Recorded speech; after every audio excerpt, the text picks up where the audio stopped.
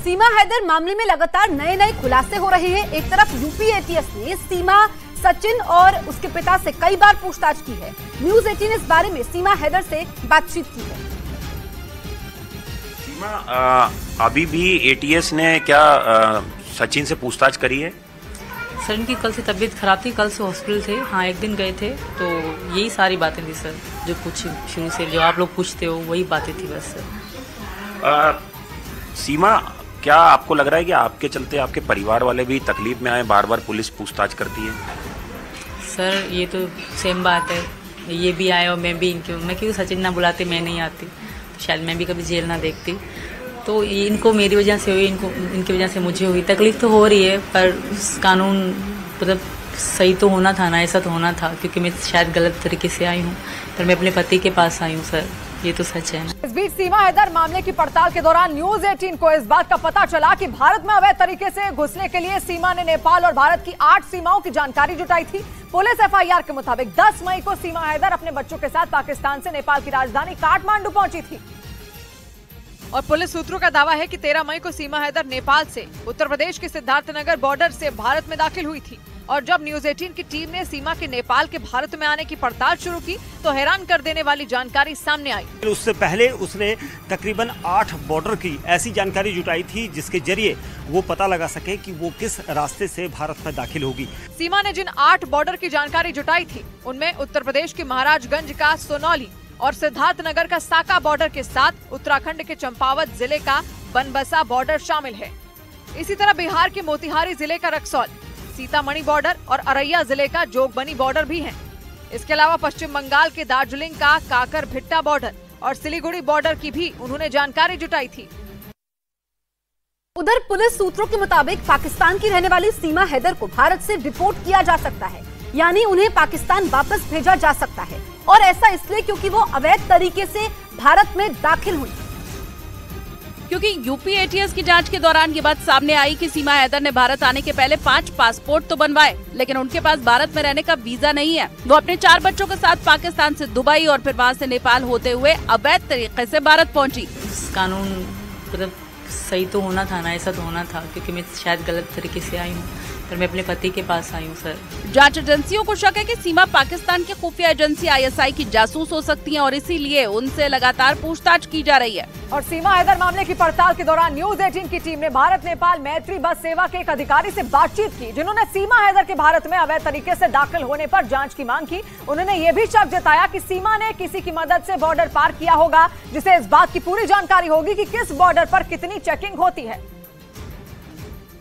क्योंकि मैत्री बस सेवा के जरिए नेपाल और भारत के अलावा किसी तीसरे देश का कोई नागरिक बिना वीजा के दाखिल नहीं हो सकता, लेकिन इसके बावजूद सीमा भारत में दाखिल हो गई।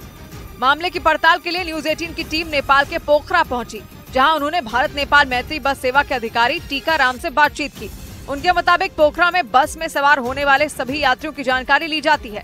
इसके बाद यात्रियों की लिस्ट उस बॉर्डर पर भेजी जाती है जहाँ से बस को जाना है।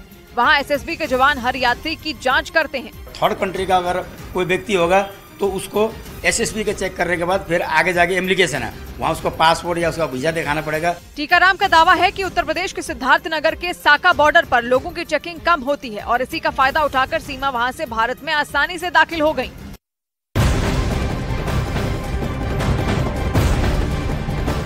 अभी तक सीमा हैदर के खिलाफ यूपी एटीएस को ऐसा कोई सबूत नहीं मिला कि सीमा हैदर खुफिया एजेंसी ISI की एजेंट है। हालांकि इस बात का शक तब और गहरा जाता है जब सीमा हैदर पाकिस्तान की बुराई नहीं करती।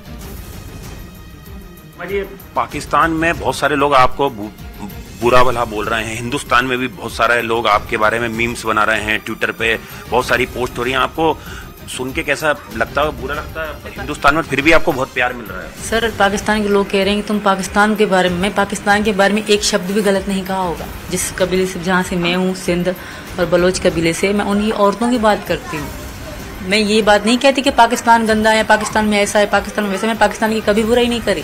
जो शहर की लड़कियां हैं वो बहुत खुश हैं, अच्छे से रहती हैं। मैं अपने गांव की बताती हूँ, जहाँ मेरी शादी हुई, मैं उस गांव का बताती हूँ। सर, पाकिस्तानियों को मैं रिक्वेस्ट करूँगी कि मुझे इस तरह बिला वजह ना कहें। मैं मोहब्बत में आई हूँ, मैं वहाँ खुश नहीं थी तो मैं आ गई। खामखा के मुझे इस तरह गलत बातें, मैं भी यूट्यूब चला रही थी ना वहाँ पे, तो देख रही थी किसी के फोन में, तब भी वो यही कह रहे थे कि सीमा पाकिस्तान के बारे में से क्यों कह रही, सीमा पाकिस्तान के बारे में से क्यों कह रही है। तो ऐसा कुछ भी नहीं है सर, मैं पाकिस्तान को कुछ गलत नहीं कह रही। मैं ऐसी नहीं हूँ कि मैं उस देश छोड़ा उसके बारे में गलत बोलूँगी। हाँ, जो गलत होता था औरतों के साथ वो मैं बोलती हूँ। और नेपाल के पोखरा में न्यूज 18 की पड़ताल के दौरान ये पता चला कि पाकिस्तान से आई सीमा हैदर ने भारत में दाखिल होने के लिए वहां खुद को भारतीय नागरिक बताया था। खुफिया एजेंसी के सूत्रों के मुताबिक अपने बच्चों के साथ सीमा भारत और नेपाल के बीच चलने वाली सृष्टि बस सर्विस से भारत आई थी। और न्यूज 18 की पड़ताल में ये बात पता चली कि बस पकड़ने के लिए सीमा हैदर 12 मई को नेपाल की राजधानी काठमांडू से पोखरा पहुंची थी।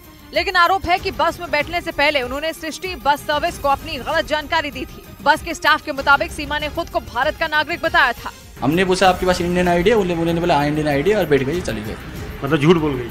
झूठ बोली, क्या बोली वो हमें तो मालूम नहीं है। जिस बस में सीमा सवार हुई थी वो नेपाल के पोखरा से उत्तर प्रदेश के सिद्धार्थनगर से भारत नेपाल बॉर्डर पार करके लखनऊ आगरा होते हुए दिल्ली पहुंची थी। न्यूज 18 की पड़ताल में ये भी पता चला कि बस में उन्होंने 4 सीटें बुक करवाई थी और बस पर चढ़ने के दौरान उन्होंने 12,000 रुपए दिए थे।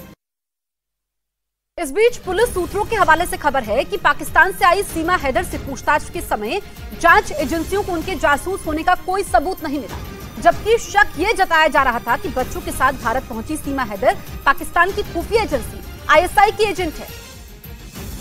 लेकिन यूपी एटीएस को अभी तक ऐसा कोई सबूत नहीं मिला कि सीमा हैदर खुफिया एजेंसी ISI की एजेंट है। हालांकि इस बात का शक तब और गहरा जाता है जब सीमा हैदर पाकिस्तान की बुराई नहीं करती। मैं ये बात नहीं कहती कि पाकिस्तान गंदा है, पाकिस्तान में ऐसा है, पाकिस्तान में वैसा। मैं पाकिस्तान की कभी बुराई नहीं करी। न्यूज 18 के सवाल पर सीमा हैदर ने बताया कि पाकिस्तान में हिंदू महिलाओं पर अत्याचार होते आए हैं। सर, वहाँ हिंदू महिलाओं पर अत्याचार चलते आए हैं, ऐसा नहीं कि अब हुए, अब दिखा रहे हैं। उधर सीमा हैदर को डर है कि अगर वो पाकिस्तान जाती हैं तो उनके साथ भी वहाँ बुरा बर्ताव किया जाएगा और भारत के खिलाफ बोलने पर जोर दिया जाएगा। और नेपाल में न्यूज 18 की पड़ताल के दौरान ये जानकारी भी सामने आई कि बॉर्डर पर होने वाली चेकिंग से बचने के लिए सीमा हैदर ने नेपाल की राजधानी काठमांडू की जगह पोखरा से भारत के लिए बस ली थी, जबकि नेपाल से भारत जाने के लिए काठमांडू से सीधी बस सर्विस मिलती है। लेकिन इसके बाद भी सीमा हैदर ने भारत में घुसने के लिए काठमांडू से बस नहीं ली। न्यूज 18 की पड़ताल में ये बात पता चली कि काठमांडू से सीधी बस सर्विस होने के बावजूद सीमा हैदर ने वहां से 210 किलोमीटर दूर पोखरा से भारत जाने वाली बस को चुना, जहां पहुंचने के लिए उन्हें करीब 8 घंटे का सफर तय करना पड़ा। खुफिया एजेंसियों के सूत्रों का कहना है कि सीमा को काठमांडू के बस पार्क स्टैंड से ही पोखरा आने के लिए कहा गया था। काठमांडू से उसने एक बस ली रात को और उस बस के सहारे वो जैसे तैसे पोखरा तक पहुंची। खुफिया एजेंसियों को शक है कि उन्हें इस बात की जानकारी थी कि अगर वो काठमांडू से बस लेती हैं, तो वो बॉर्डर पर पकड़ी जाएंगी। न्यूज 18 की पड़ताल में ये भी पता चला कि सृष्टि बस सर्विस की तरफ से व्हाट्सएप पर उन्हें लोकेशन भेजी गई थी।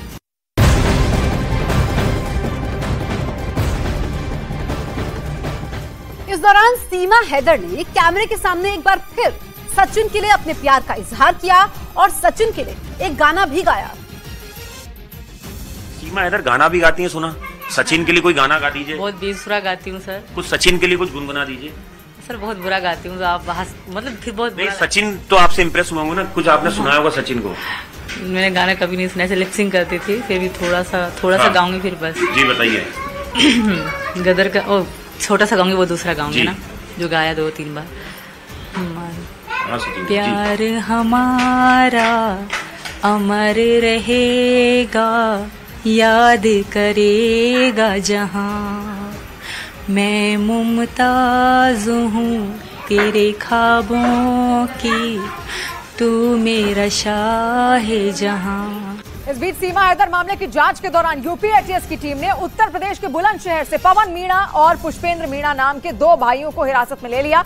जन सेवा केंद्र चलाने वाले इन दोनों भाइयों पर सीमा हैदर का फर्जी आधार कार्ड बनाने का आरोप है, क्योंकि सूत्रों के मुताबिक पुलिस को सीमा के पास से 3 आधार कार्ड मिले थे। आरोप है कि आधार कार्ड बनवाने के लिए फर्जी दस्तावेज का इस्तेमाल किया गया। पुलिस की FIR के मुताबिक करीब 1.5 महीने तक सीमा हैदर अबूपुरा में सचिन के साथ किराए के मकान में रह रही थी। और सूत्र बताते हैं कि इस दौरान सचिन ने सीमा का फर्जी तरीके से बुलंदशहर के एक जनसेवा केंद्र से आधार कार्ड बनवाया था। आरोप है कि जनसेवा केंद्र चलाने वाले पुष्पेंद्र और पवन ने सचिन मीणा के आधार कार्ड और दूसरे दस्तावेजों में छेड़छाड़ की थी। इसका पता चलते ही यूपी एटीएस की टीम ने जनसेवा केंद्र चलाने वाले पुष्पेंद्र और पवन को हिरासत में ले लिया। वहीं सऊदी अरब में रह रहे सीमा हैदर के पति गुलाम हैदर ने भारत सरकार से उनके 4 बच्चों को वापस पाकिस्तान भेजने की अपील की। उन्होंने ये भी आरोप लगाया कि उनके नाबालिग बच्चों का जबरन धर्म परिवर्तन करवाया जा रहा है। जबकि सीमा हैदर का दावा है कि उनके बच्चे गुलाम हैदर को अपना पिता मानते ही नहीं। कुछ रोज पहले ही सीमा हैदर ने गुलाम हैदर पर उनके और उनके बच्चों के साथ मारपीट और बुरे बर्ताव का आरोप लगाया था, जबकि गुलाम हैदर ने सीमा पर धोखा देने और जबरन बच्चों को भारत ले जाने का आरोप मढ़ा। इसीलिए उन्होंने भारत सरकार से अपने बच्चों को पाकिस्तान वापस भेजने की अपील की। मैं मोदी सरकार को और योगी सरकार को रिक्वेस्ट करता हूँ प्लीज, ताकि मेरे बच्चों को वापस किया जाए। गुलाम हैदर ने उनके बच्चों का जबरन धर्म परिवर्तन करवाने और सीमा हैदर पर उन्हें टॉर्चर करने का भी आरोप लगाया। उनका दावा है कि सीमा भारत जाकर बुरी तरह फंस चुकी हैं और मीडिया के सवालों से बचने के लिए वो बीमार होने का ड्रामा कर रही हैं।